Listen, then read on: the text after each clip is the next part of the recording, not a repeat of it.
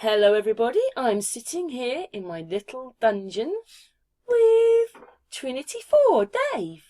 Hey. He's come to my house to do a hangout with me. Yes. So, what are we going to talk about, Dave? Well, I'm hanging out.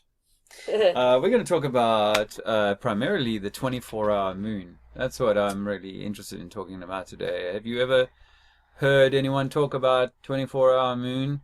I know a popular little theater recently to do with the 24-hour sun called TFE, the final ejaculate experiment. Were you going to say that? Well, because it was a bit of a wet dream by some guy called Will Stuffy, and he took a bunch of people down to Antarctica to witness the famous 24-hour sun observation, which supports the globe, the notion that we're sort of standing on the bottom of a globe and somehow able to see the sun for 24 hours in the same way as we can in the northern hemisphere. Obviously different times of year. But it struck me while I was looking at this information that if there is a 24-hour sun, there also has to be a 24-hour moon. And the reason I say that is because our observation of the sun and the moon is at different times of the month and different times of the year, but we can plot the moon and the sun in similar or same positions at various times of the cycle, which should suggest, therefore, that there should also be, if there is on the globe model anyway, that there should be a 24-hour moon, and I can't find any evidence of that. So if anyone watching can show us some kind of evidence. People will have said to me, well, it would be hard to see the moon for 24 hours due to it being, daytime or whatever. But we know that we can see a daytime moon. We see a daytime moon for all periods of the moon cycle, even down to a very small crescent. You can see it in the day if you know where to plot it in the sky. But also the polar regions, or the Antarctic and Arctic regions, are meant to have 2 to 3 months of nighttime. I have seen pictures where they're by the station and you see the moon going off and it looks very big because it's going off the ground up. I have seen those. I've seen huge. One time in South Africa, I pulled the car over because I was like, whoa, look at the size of that moon. It was unbelievable. We get them here. It's so big you think, and it'll fall out of the sky on you.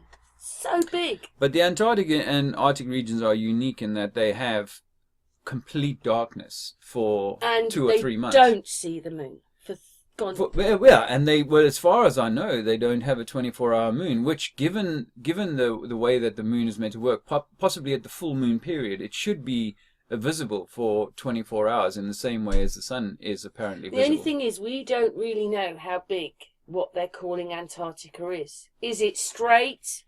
Is it a lump of ice? Is there something on the other side? We're not sure. Everybody says there is, and it seems obvious there is more land.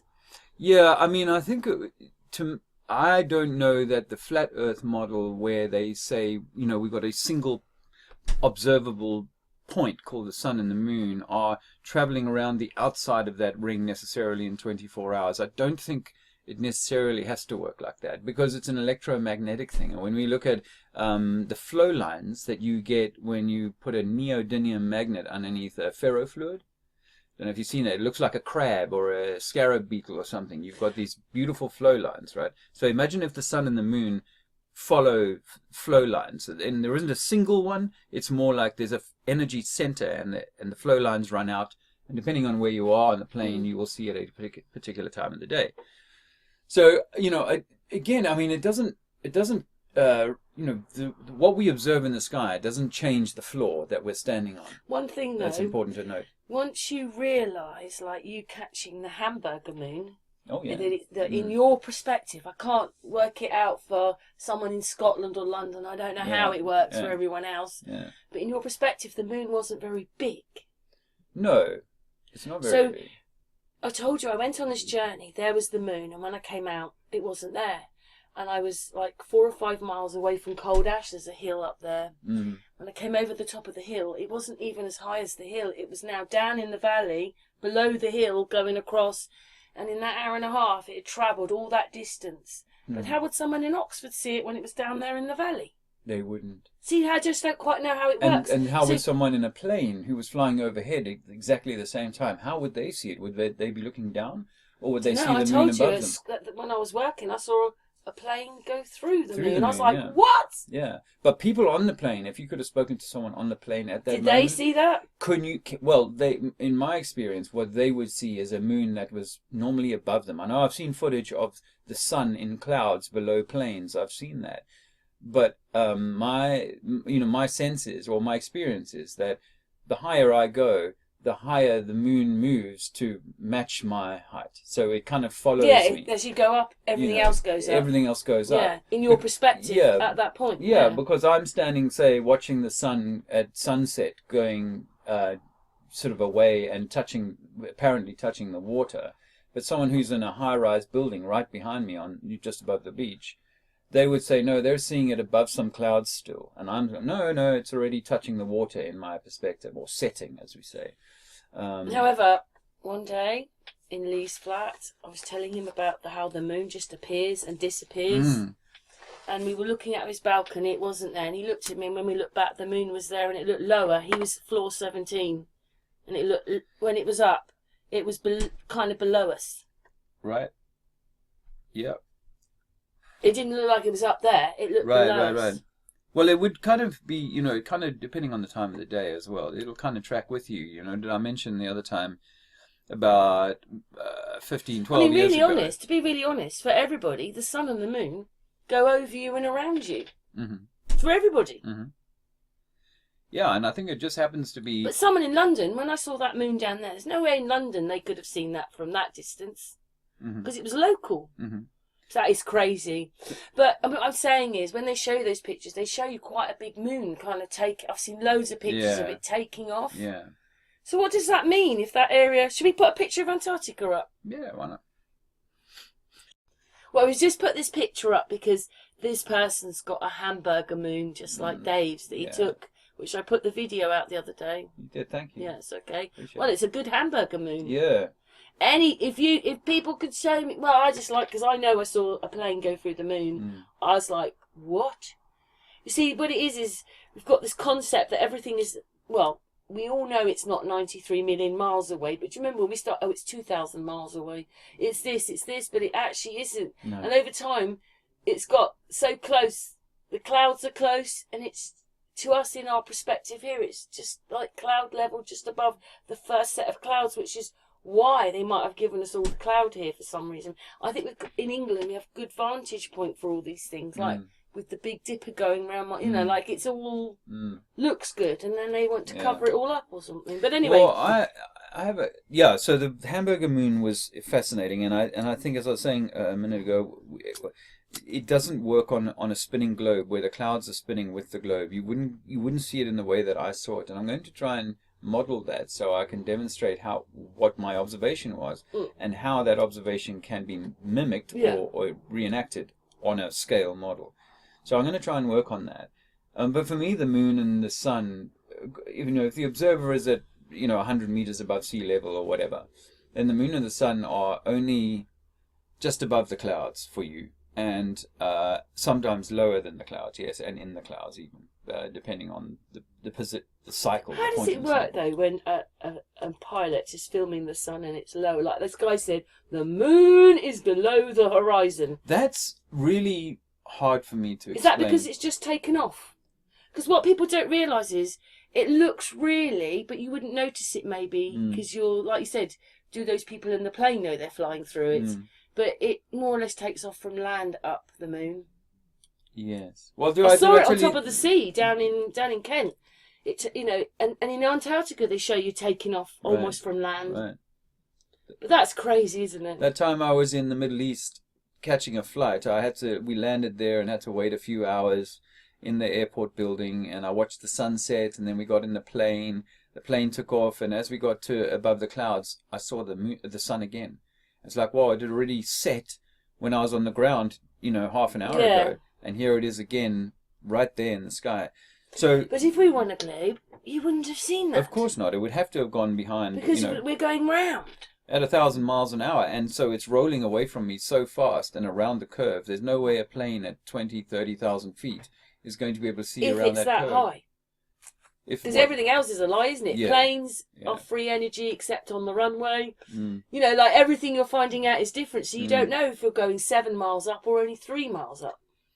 Yeah, I mean, I'd agree with you on that. I'm not certain that any of that, you know, like telemetry data, because all the machinery is built by the people who run the game, right? So and they use gyroscopes, which is ridiculous, and Yeah. then want to tell us that we're on a, you know, Yeah, the yeah, other yeah. stuff when they're using gyroscopes, Yeah. which prove the other way. Yeah. Anyway, what it is we're making this video because Dave doesn't understand, although these pictures here have the moon on them, for 3 months of... How did you find that out? 3 months of the year, there is no moon in Antarctica. No, for 3 months of the year, there's no sun in Antarctica. Oh, right. And that means it's complete darkness. Yeah. That means it's complete night. Sorry, I There's misunderstood. no sunrise, there's no daylight. It's, at least for 2 months, it's black as it's midnight. That's how it is. And so for that period of time, you should be able to see the moon all the time. Sorry, not all of the time, but for at least for a few days in the cycle, you should be able to see it for 24 hours. Well, do you think that if the sun, say, well, we don't know how far away it is, we'll just say 100 miles. Mm-hmm. It's got to be more than that, because I think when you're up in the sky, things shine further. It's just a bit different up there, isn't it? Well, the sun that you see isn't 100 miles high, right? Because it's no. Yeah. Yes. It's in the clouds. It's a mile high or 2 miles high. You know what I mean is when you're even or at a mile high, it's going to shine for further. Yes. Well, it's going to appear to, yeah. I don't know that it works in the way we think. I'm not saying that you know, like if you were on the ground and I was 2 miles above you in a hot air, but in some kind of capsule, right? And we were both making observations from exactly the same point on Earth, but I'm 2 miles above you. You and I would have completely different experiences of the sun. The sun still be 2 miles above you? No, I don't think so, actually. I think that... Or do you think that you don't even realise you've flown through the sun? I think you get to a point where where you're too high, then you're actually above the sun. No matter what you do, the sun is still below that. Because I think that people that fly the 70,000 foot, which is, 20 miles high, they're actually above the sun. And in fact, all of that dog cam footage, all of those 120,000 feet weather balloons that have been sent up, they always seem to show the sun as... Maybe I'm misspeaking, but they always seem to show the sun as lower than the observer at that point. Yeah. And then in 2016, when I was first so fascinated by flat Earth, I remember flying back from France and looking at the sun, trying to watch the sun, which was just directly above me, and I'm like, it's right here, it's just above the plane. But had the plane gone any higher, would it have continued to move a little bit higher? I think so, but there's a point at which... I have seen high altitude balloons with the sun in the black, but it doesn't light the black up. No. That is crazy. No. But when I said 100 miles away, I didn't mean up, I mean across. But then you still would be able, if it was 100 miles away and it was up, you'd probably still be able to see it a bit. I don't know, but I'm just saying, if the sun has moved away, the moon will be around the sun, won't it? Yeah. So Antarctica gets nothing. Yeah, but it's strange, though, isn't it? But remember, the moon in 28 days or 29 days through its whole cycle from new moon to full moon and back to new moon, it actually goes through the same positions in the sky as the sun does in the course of the year. Do you think it changes when it goes? Because you've got the Tropic of Cancer and which way round is it? Is it up? It's Cancer at the top, Capricorn at the bottom. Do you think once it hits the Tropic of Capricorn, you can't see it in Antarctica? I would say just like you can't see it. You can't see the sun when the sun is in Cancer. So in Antarctica, when the sun is all the way up in Cancer, i.e. English summer time, for summertime, it is dark. You know for sure it's dark and cold in winter in Antarctica. I wonder how it works when we used to live there and it wasn't like that, and now it's all full of ice. What happened for it to change? Because I think that the sun is on a pendulum in a way. So when it does its circuits around us, it's doing that over say 26,000 years. It's going to do a different pendulum movement. So it'll melt other parts of the system for thousands of years while it's in a different part of the system. And so we will see a melting of what we call Siberia and places like that, perhaps at different times. And then down in Antarctica, certainly in the 1600s, they were mapping the landmass that they call Antarctica, or certainly parts of the landmass we call Antarctica, as having, no ice on it at all. But it is, listen, in Svalbard, where they do have 24 hours light. Yeah. And a midnight sun, and it goes right down to the Shetland Islands in Scotland, so it comes down quite a long way. Yeah. They're living right on the edge. Like you can watch people living there, and they live right on the edge of the water. They're not worried that they're going to get big waves and they're going to come over. Yeah. It's quite cold there because Yeah. obviously on the map it's up there with Greenland. It's just on the side of Greenland, really. So how does that work when you get icebergs other places, rough seas, but up there where it's very cold, it's calm? I think thought that's strange. Yeah, I think on a flat Earth model, there has to be a pumping system. Can you imagine a terrarium that you had with animals in it? You would have to have fans to blow wind, and you would have to have pumps to circulate the water. Otherwise, the water would stagnate, like in a fish tank. What do you think the tides do that? You know, you get a bit of air coming off the tides and... Well, tidal swell is more likely to be driven by one of these... What I mean is the wind. You know, maybe that helps. Well, no, the tides themselves, So because where's the tides the are wind come predictable, from? right? And Through the they're gates. through the gates, but also through pressure systems. We know that if you create heat in one area and you cause the air to expand, it's going to move somewhere else, therefore wind. Or cooling, the opposite But effect, right? again, the water goes up the mountains and comes out the top as waterfalls. But that's because that may well be explained by internal pumping systems, right? So this is where our tide comes in. What, is natural ones or man-made ones? God-made ones, natural ones. The system is breathing. The system is living. And so it is like twice a day breathing in and out, and that's causing our tides. And if you in certain places in England, they have 20 foot of tide, right? There's other places on the equator that have 1 or 2 foot of tides, and in the Mediterranean, no tide. In Sweden, in the Swedish Sea, no tide whatsoever. And the Great Lakes, no tide. Is that the... Because they're not connected to the pump. But if you're closer to the pump... Is that the inland sea you're talking about? Yeah, in Sweden, yeah. And all those, there's no tide there. But where Svalbard is perhaps an area where there isn't a pumping system. South Africa, on the other hand, if you go down to the bottom of Africa, at the very tip of Africa, you can stand on the final rocks of Africa, and on a clear day, you can see both oceans side by side, a very clear color difference. One is like hot up at Denmark, that happens there because that inland sea and the North Sea, and the North Sea's rough and horrible. Right. So the east coast of Africa, you've got a current coming down. That water is warm, dirty, so why murky. is it so dangerous to sail around there? Remember, it's quite Cape of Good Hope. Yeah, it's quite dangerous to... It is, but you get all these different currents because you've got two powerful oceans meeting. And what you've got coming up from Antarctica is cold, clean, perfectly clean water. And it goes up the west coast of Africa. And what you've got coming down the east coast of Africa is dirty, old water that's been through the system already. So imagine a circulating system in which you've got pumps in 4 different places. And South Africa, or that area south of Africa, is where one of the pumping stations is. So water goes in, water comes out. Did you see it's not my video, it's a flatty that made it. So what he did was, he put water in and electric in and salt, and it made, you could see how the waves, so what it is the sea tides are electrically done, but a natural electric. And also, when I was watching Robert Forsh's videos, I zoomed in and looked, and those wisps on the water, you know when you're looking out and you think the sun's shining, they're like little electric charges going on top of the water. Well, how does your body breathe? You're in an electrical system. And all of a sudden, at the same moment, impulses happen inside of your lungs. And so the breathing process starts, right? Well, the same is true with the electrical system. And so, yes, you can see why they wanted to go, the Victorians were going to the salty seas, getting that little electric things off the sun on the top of the water. But a lot of people don't know all this stuff. Yeah, well, it's hidden because it's... And it might have, like, when you filmed the Hamburger Moon, for sure you know it's local. Yeah. That one. Well, when I was sitting in Portugal during the first lockdown for 6 months on a mountain, I was watching the sun every day move across my space. And honestly, I didn't think it was moving more than 100 miles in the whole day. And when you watch the what they call the Terminator line, the shadow line, starting to kind of come across the valley all in the distance like that, I'd be like, this line is moving at 3 or 4 miles an hour. It's not moving that fast. So my experience of the sun is a light that moves, if you've got a wide enough angle of view, for about 100 miles in the course of the day. I think it's less than that. Yeah, Do you know why? Because what it is you can't see it, guys, but over there, not every day, but I watch the sun go up, across there, head over to the road, But when I get to Newbury, I can't tell you how many miles it is, because it could be 5, 10, 15 miles past Newbury. But no, you can't see for that far, can you? It's got to be a few miles. Suddenly it just goes.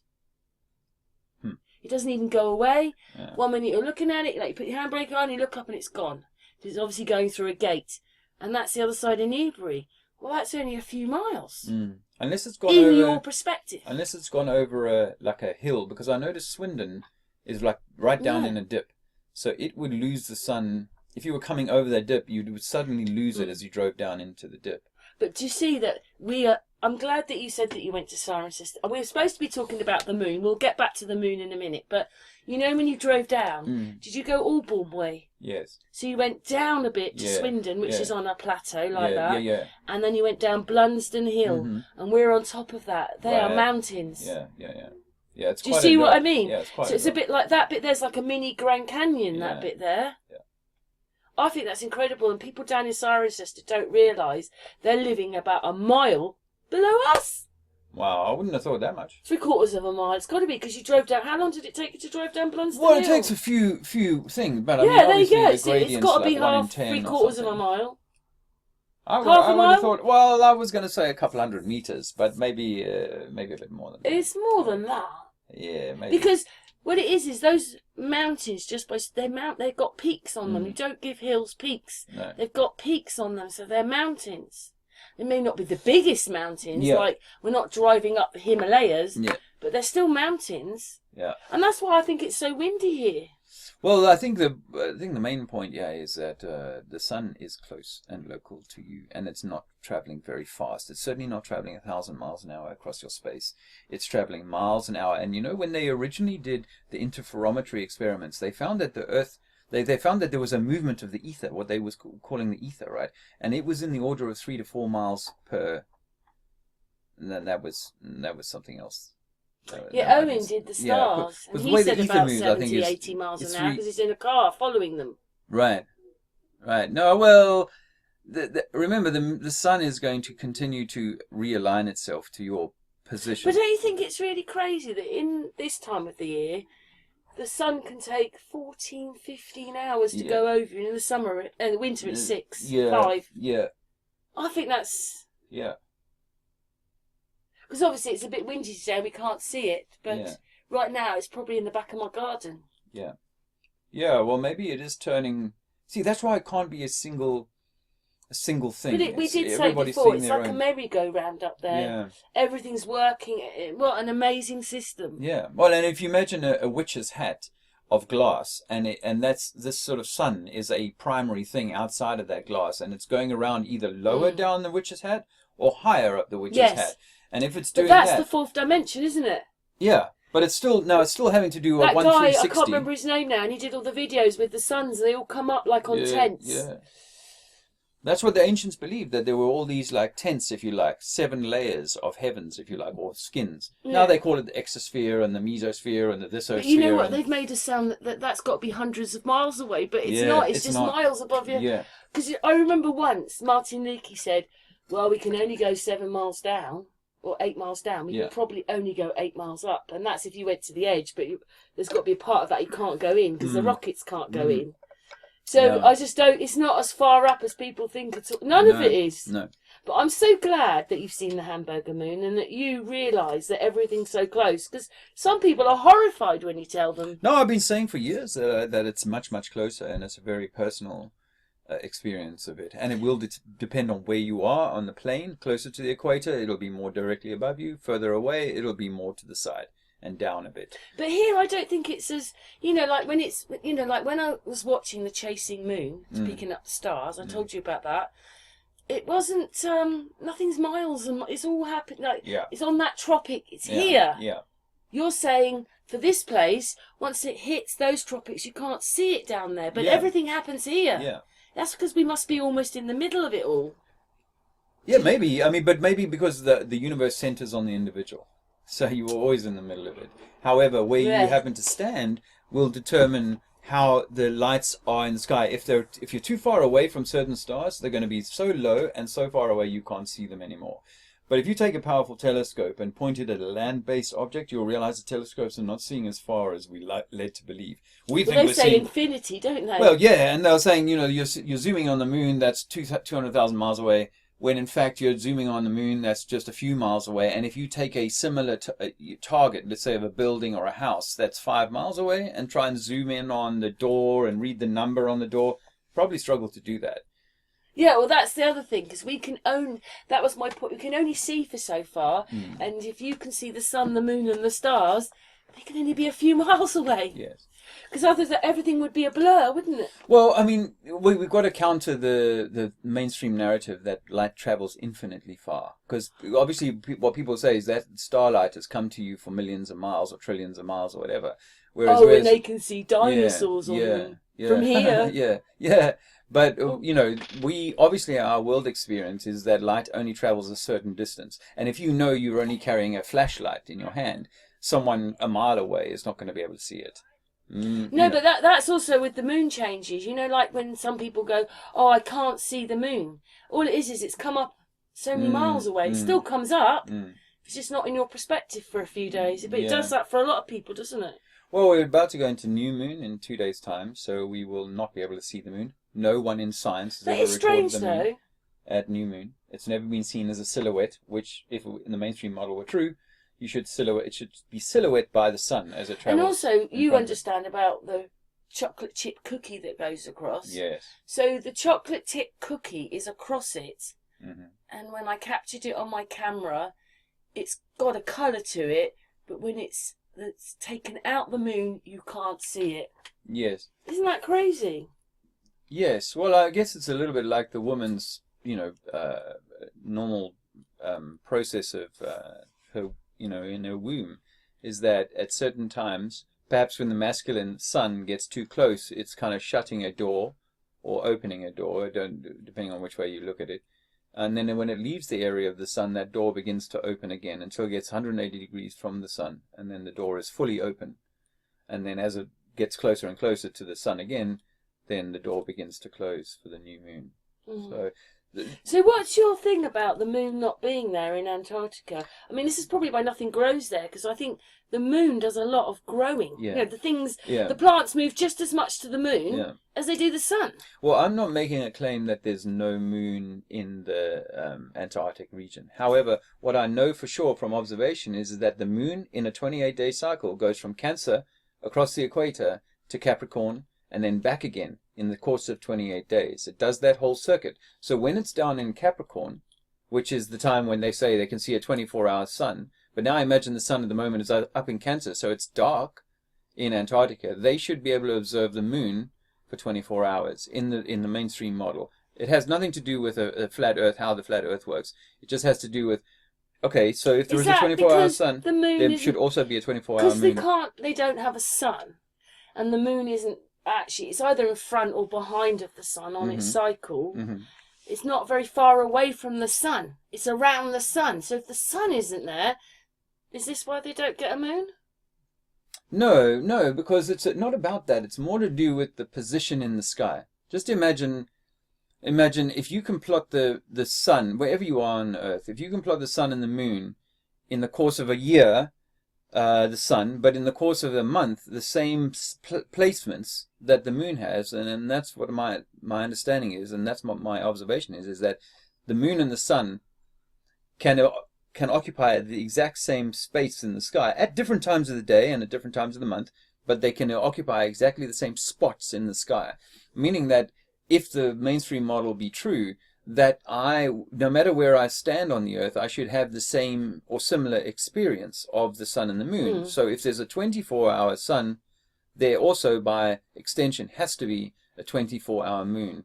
Maybe not observable during the full daytime, I accept that, but in the 2 months of complete darkness in Antarctica, you should be able to see. What does that mean if it isn't? Moon. If with the sun and the moon not there then for that area? Well, what is obviously dark and cold and windy and snowy. Well, I mean, obviously the moon tends to bring a colder light anyway, but we know that without the sun there can be no life, and maybe without the moon too. I would accept that it has an equally perhaps important part. Even that's strange because snow. I mean, there is sea snow, but generally 90% of it is on the land. Mm. You can only have snow or ice on land, not the water. I know it breaks off into the water, but it's all over the land.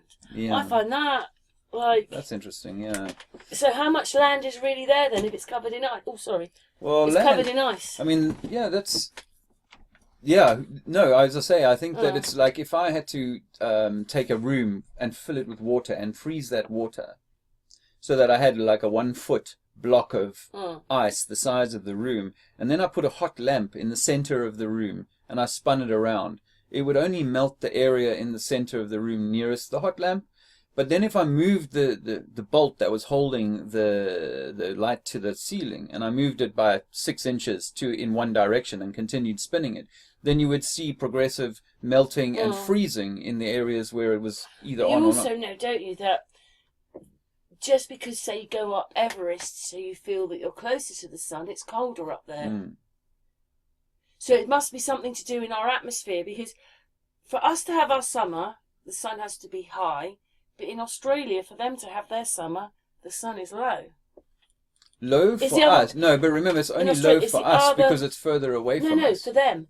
In Australia, they have a low sun in the summer and a high sun in the winter. I hadn't come across that. I mean, obviously... I did some videos about it a few years ago. But look at this one. That shows... Where's my thing? That shows you the sun. The moon ain't... That's the moon, isn't it? It's not very high, is it? No, of course it can occupy, and particularly if it's clear, you can see it at, rising. So they just get pitch dark. They don't get a midnight sun. Well, I mean, they get the midnight sun, but that would be when it was in Capricorn. When the sun is in Capricorn, they've got the midnight sun. When the sun is in Cancer, in other words, English summertime, it's always dark. Well, maybe Antarctica, actually, not saying that there is other land. I feel that there is other land. But maybe Antarctica is actually the edge of that bit. We're on the edge there. Yeah. And that's why it never... I don't know. Yes.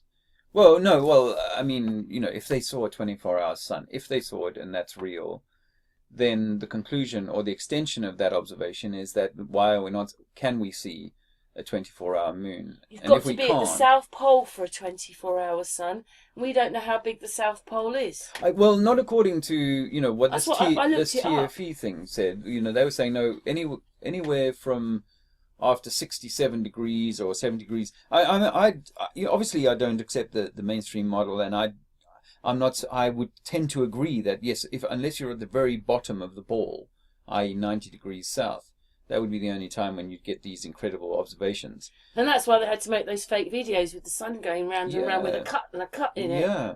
But now I would challenge the globe believers to show us 24-hour. Probably the bit they weren't showing, because I told you that kind of does a sort of more of a... It's maybe not exactly a triangle, but it does more that than a circle. Right. And that's what they were filming. And when they put it together, it looks like because they cut it looks like a circle. Yeah. But it wasn't. It's still doing this.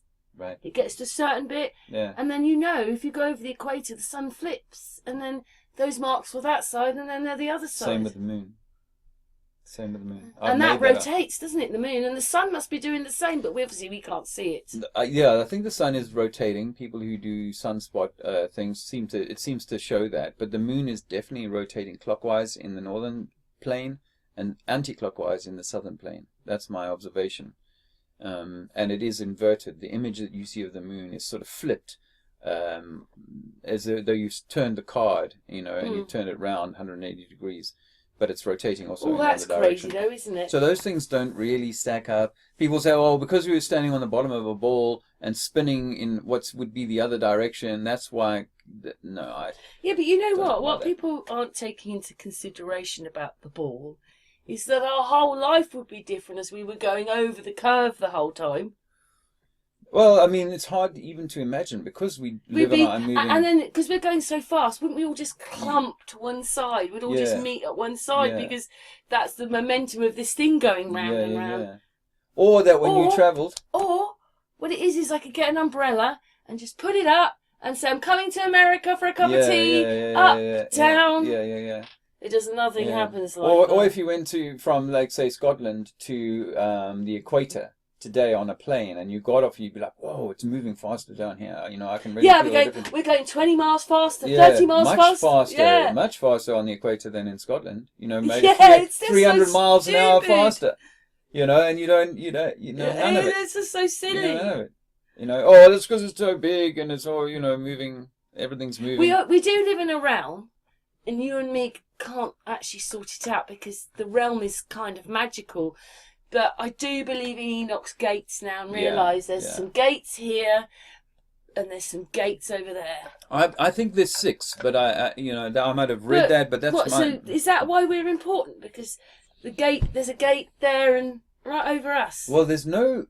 I don't know. I mean, for me, I thought one of the clues of Japan being the land of the rising sun would be the place where the gates were, because that there would be a point at which... What it is I've been out, right, and I've looked up, and then most of the moon is missing, and it kind of goes like this, but really it's the moon coming out, but it looks like it's coming through a curtain, but it's not a curtain. Yeah. It's actually the moon appearing through the gate. Yeah, but remember, what you're observing... Over there! Yeah, but what you're observing is not the same thing I'm observing. We're not looking at the same point in the sky. I always need like someone to say, look, I can show you it. Yeah. But whatever the primary source is that gives us that image, that's maybe 100 miles higher, or that's maybe 50 miles higher, or whatever. Whatever the primary source, or even its energy rising. But that's another. Do you think the Union Jack has something to do with all that, really? I think it's the slave flag. And yes, I've made about that one. They will have eagles. Yes.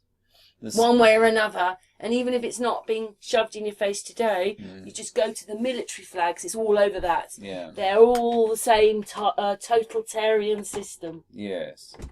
Interestingly, there's only two square flags in the world. National flags, and all other flags are rectangular. You want to know what those 2 countries are? Go on then. Switzerland and the Vatican.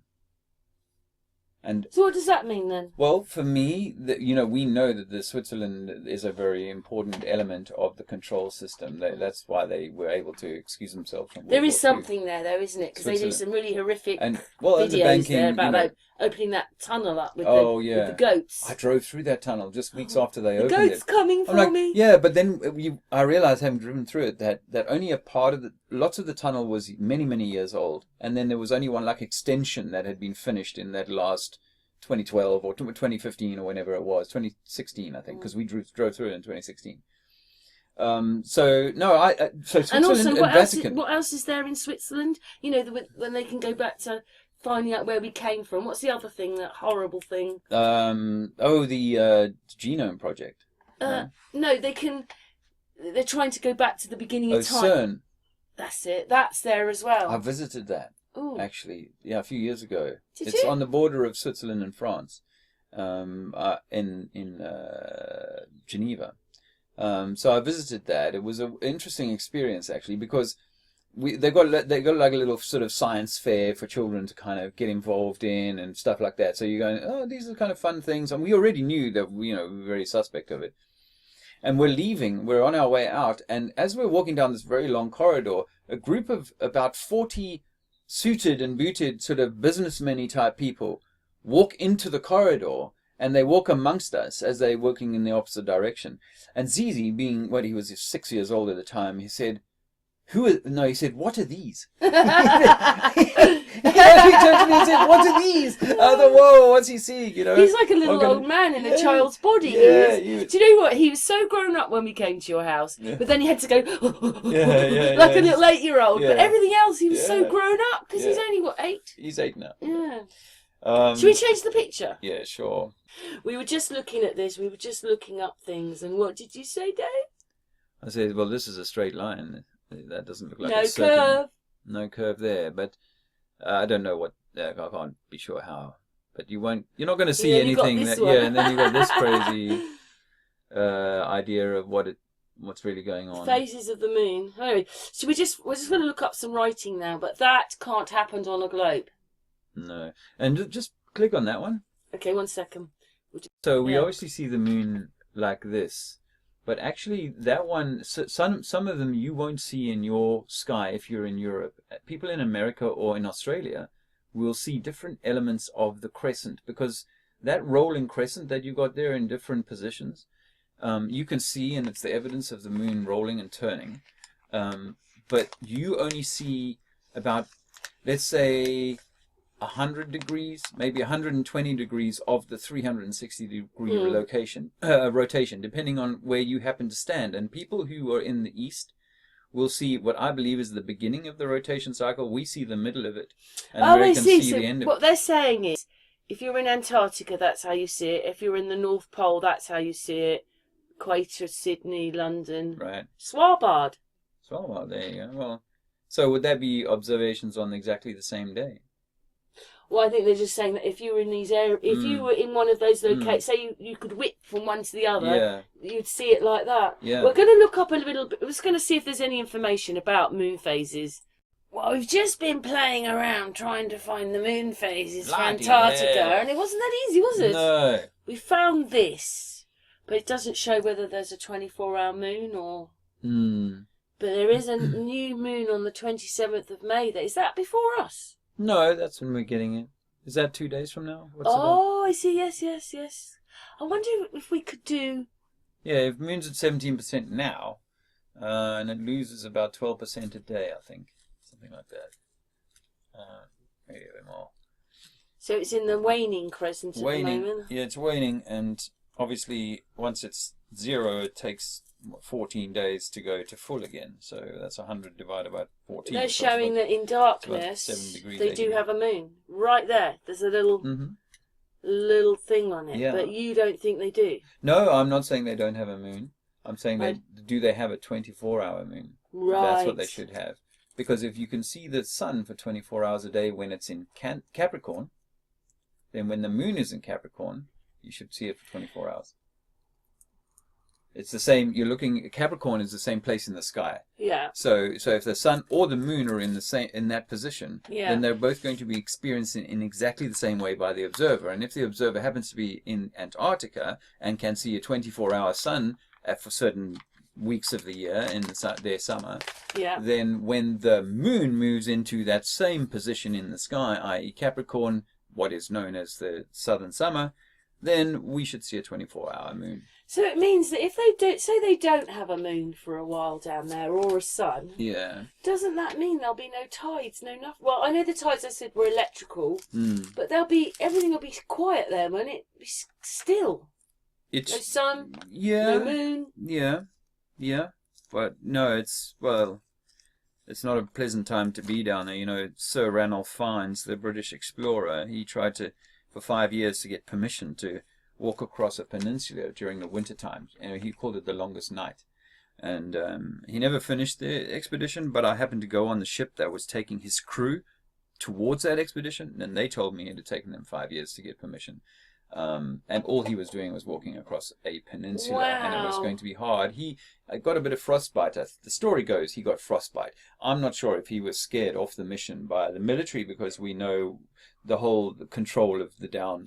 Because we don't even know what is the South Pole exactly. Is it hundreds of miles of land? Is it just a little circle at the bottom of the... Well, we're just on a globe, so it can't be a little circle on the bottom. No. How big? What is the South Pole, if that's where you can see 24-hour sun? Well, if you think about a bar magnet and the iron filings that are on the north and the south pole of a bar magnet, they get really tight and really compressed right at the north and the south pole, and they spread out from that, right?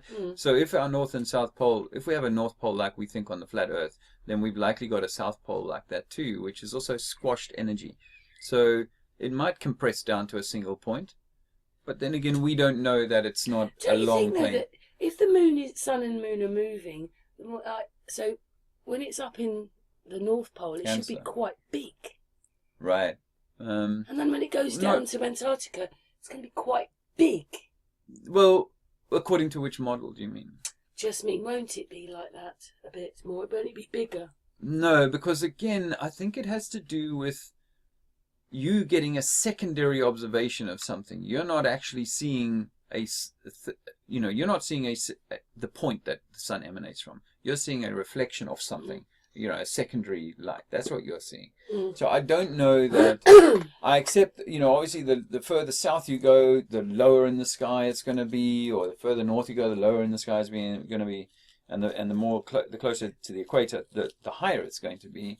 But I've had large and small suns in different settings. I don't know. I think it has more to do with atmospheric conditions, the size of the sun, than because you're closer to it. Because I don't think, I'm as close to it as you are, no matter where we happen to be. I know that if I go up a mountain, it's going to seem closer to me, and it may well be because, it's not high. It's not far up there. But there should be a 24-hour moon, Karen. That's the whole... In the winter, you reckon, not the summer. No, but then the moon. The moon wouldn't be with the sun, would it? Because it's going behind and in front. If the sun has moved away, that's probably why they don't get. No, well, the moon moves into Cancer and Capricorn once a month. It does that whole cycle once a month. It's moving always between the two tropics. Oh yeah, of course, because when the moon hits the Tropic of Cancer and Capricorn, that's when it races. Right. So yeah, it does that once a month. Right, I see what you mean. Yeah. So it is jumping in the month between the Cancer and the Capricorn. So what do you think is So whilst it's in Capricorn, whether it be daylight or nighttime, you should be able to see a 24-hour sun. Harder to see in the daytime. I accept that point, but certainly you can't make that point in the wintertime because it's pitch black all the time. So once a month, you should see the moon coming into Capricorn and then see it within 2 or 3 days leave Capricorn and return back towards Cancer. Every month. If it was dark, that would create some kind of light. You'd have a fantastic 24-hour, just like they say they saw a 24-hour sun. You should have a 24-hour moon. That's it. So what do you think's happening if we don't? Well, if it's not, it doesn't matter from a flat Earth perspective whether it is or isn't. But from a globe perspective, there's an excuse that they would need to make. Because I haven't heard the excuse yet. Why, if it's Capricorn in the sky, is Capricorn in the sky, and it doesn't matter, what we're looking at. If it's in Capricorn, then it's in the most southern point of the sky, and that's why they claim they can see the 24-hour sun, because it's in Capricorn, and they're low enough down to be able to see the sun at all times for 24 hours. Well, when the moon is in Capricorn, 13 times a year, it's in Capricorn. Then it should be low enough in the sky, off the globe, if you like, for people to see it for 24 hours. If they can't see it, it's another nail in the coffin of the globe model. Do you think that's because the moon's taking off from there? Maybe when it's a new moon, you can't see it. No, I have a number of different theories on exactly how the lights work, and it is all to do with the electromagnetics. Yeah. It's an electromagnetic system, and so the idea that it works in this sort of simplistic flat Earth way of a single ball of light. I remember in the very early days of flat Earth, we were taught, the Samuel Rowbotham kind of book, Astrozetetic, whatever. We, suggested the sun was 50 miles wide and 3,000 miles high. Well, it's not. But whatever the source is, it might be. I sort of thought with the fourth dimension that it is up there, but because of the dimensional thing that's going on, it's here and there and here and there at the same time. I don't know. Well, it's personal to you, so I think it's. As I say, I think it's a secondary light projection that we see. We could live without the sun if the winds If it was warm enough, yes, things do grow. Because the sun does create another heat. Yes, it is a heat creator, but perhaps not in the way that the mainstream would say. But I would prefer to have sun. But yes, I think as long as the winds were warm, we'd be all right. The wind was warm and there was light. I think you need, you couldn't go without light, and we know that light occurs without the sun. But seeing that chocolate chip cookie which goes across, which is obviously the phases, but this is something which is going across the moon. I thought that was crazy when I captured that on my iPhone. It is years ago. Do you want to do a little bit on CERN then, and then? Well, not really. I don't really have an angle on CERN. When I saw CERN, I know that there's stuff going on there that's not shown to the public. And is it something super nefarious? Well, it seems like the people that run this game have been trying to fishbowl their way out of here, or do something to it, or change something. They just want to kill us. Yeah, and that too. Thank God the barrier's so tough. They can't get through it. Yeah, you think because they could create a flood? Well, we don't know. Yeah, we don't know what they do. Because I think there's waters above and waters below. Well, sometimes it's hard to believe that the clouds carry all that water, but it must be something when it hits the air, turns into water. Well, I think that's right. I think there's an electrical process happening in the clouds that turns ether to water. I think the ether has the potential to be anything, and you can squeeze water out of the ether. We know that by just taking a beer glass and putting it outside on a sunny day. Yeah, and the sun dries it up very quickly. The sun dries it up, but there's going to be there's going to be a lot of condensation occurring on the glass. Water will run down the side of the glass. Sorry about the crankling sounds. I mean, when I watch programs, I almost hate it. Yes, hurry up, Dave. Sorry. When I watch programs and the clouds are so low, I'm just like, oh my God. Look at that one. You can see it in this one. You can see they're not very high. No, they're not very high. Well, you can see light aircraft and they're only flying a few hundred meters above the deck. They're not far from them, you know. Well, when me and Jimbo go to Guernsey, I'm looking for... Oh, I don't want to show that one as a globe. I want to see... Because we're only be about 1,000 feet up, not 30,000 or 10,000, not 30,000. Oh, okay. So we're going to be a lot closer. Yeah. I want to see what it looks like. Because that's the closest I'm going to get to the sea up there. I want to see what it looks like. Yeah. Yeah. Well. But people, you need to realise the clouds are what, maybe half a mile away? Yes. I saw it through. And the reason I say that is because I was watching high altitude balloons and they were showing you when they hit the clouds and it was half a mile. Well, you can drive from where I grew up in South Africa on the coast. You can drive up to Johannesburg in the course of a few hours. And in that time, you will go up an escarpment that takes you up 1,000 meters. You know, it's very high above sea level in a very short amount of time. And as you drive up the mountains, you'll go through a cloud layer, and then you'll come out the other side of that cloud layer, and it'll be clear. And then you'll drive further, and you'll break through another cloud layer that you weren't even aware was there because you were in there are layers above. Not always, but there are other layers above. I do know, but the closest ones are half a mile away. You're only going to like 200, 300 meters above sea level, and you're already going through cloud layer. That people on the beach. You can on Coombe. Yeah. That's what I'm saying. Coombe's got to be quite high because they show you the clouds going around Snowdon and Everest and other mountains. Yeah. Well, I'm telling you, I've been up there with James. I said, James, why is it so misty? And I said, I've got it. We're in a light cloud. We're in a light cloud. Well, I mean, we get mist on the ground, which is a light cloud on the ground. Yes, that is. People have got no idea that is cloud. Yeah. So, you know, clouds are low. And when we were in Wales, some of the clouds were quite low, over the top of the valleys. Like, you're not that high, but the clouds are low. Yeah. So I can put in the back. I mean, to be honest, that probably is Harp, and that one probably is. Look at it and then this one over here looks the same sort of thing with the ridges. That looks more real. Some of these others look more real. Well, we've been going for nearly an hour. We can stop now if you want. Okay. Well, I just want to throw one more thing in, just for. It's interesting that the South African. There you go. There's a good picture of the clouds. It's interesting that the South African president went to the White House 2 days ago and got a bollocking from Donald Trump about white genocide in South Africa. And I've heard a very interesting angle on why they roasted the South Africans over this.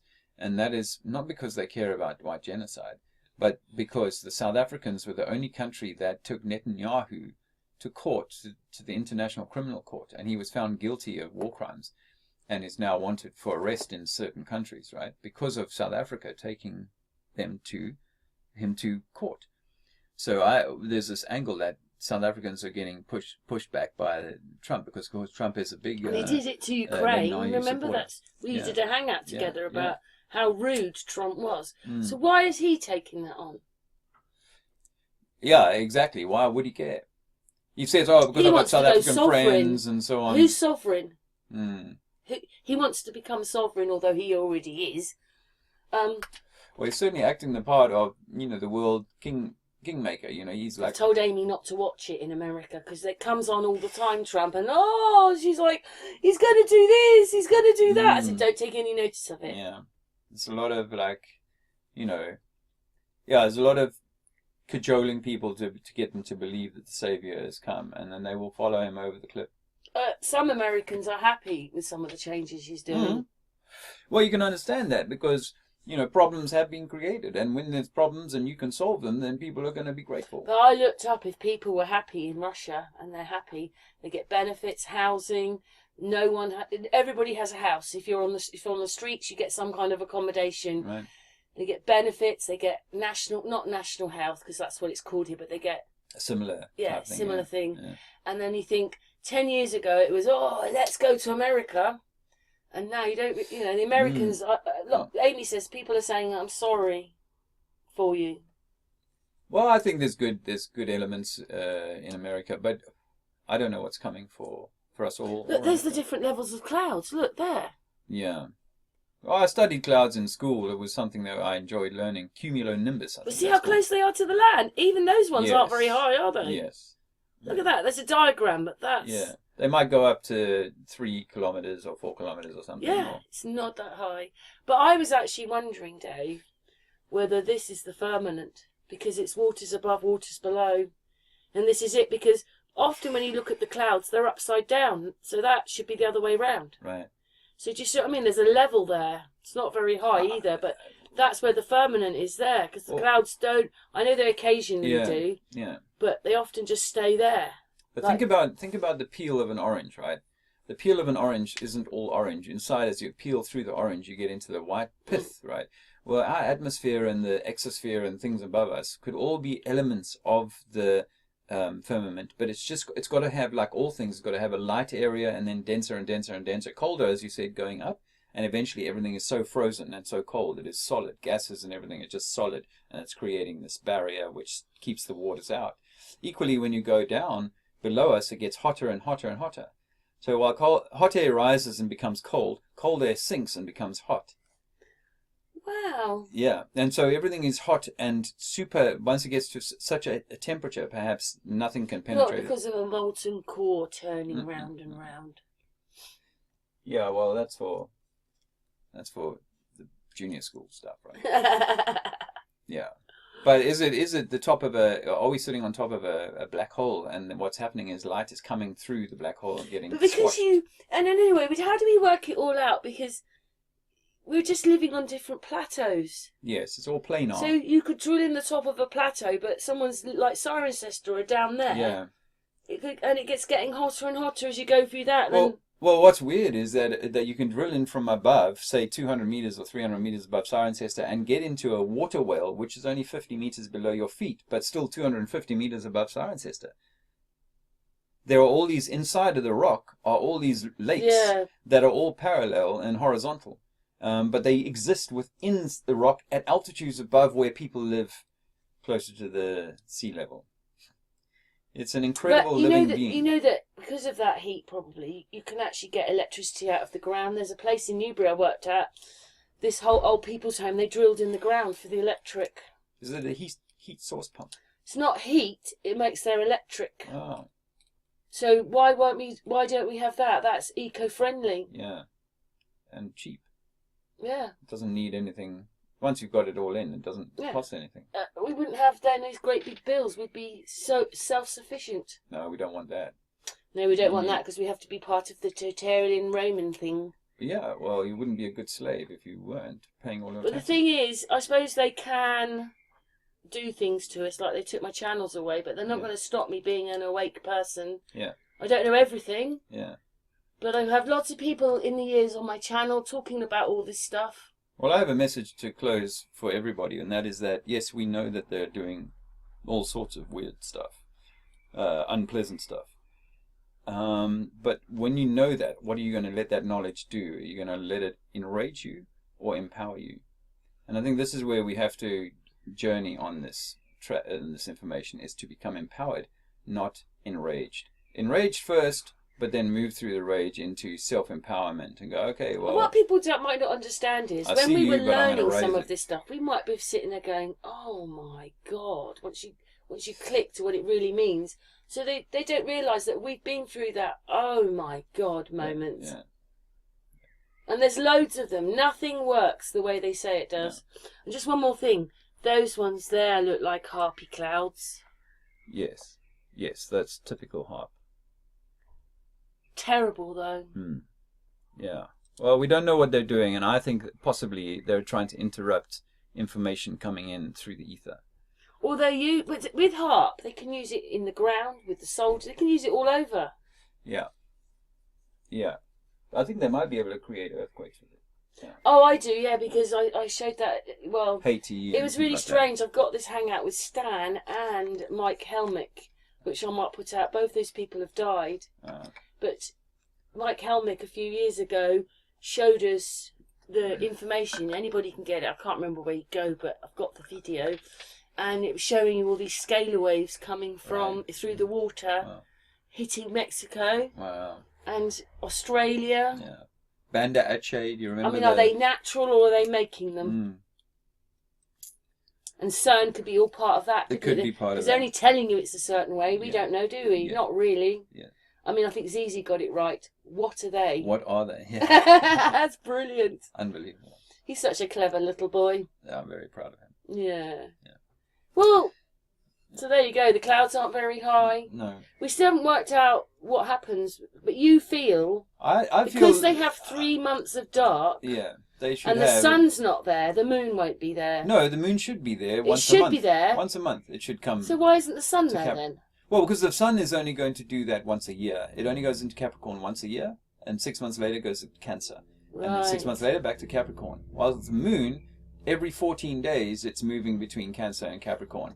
14 days to get one, 14 days back to Capricorn, and which time it should be, based on the observation of a 24-hour sun, it should also be a 24-hour moon. And that challenges to the globe believers to say, show us that, because your model demands that. So how does that work, though, if the sun has left and is up in Capricorn, so it's 24-hour light in Svalbard? Yeah.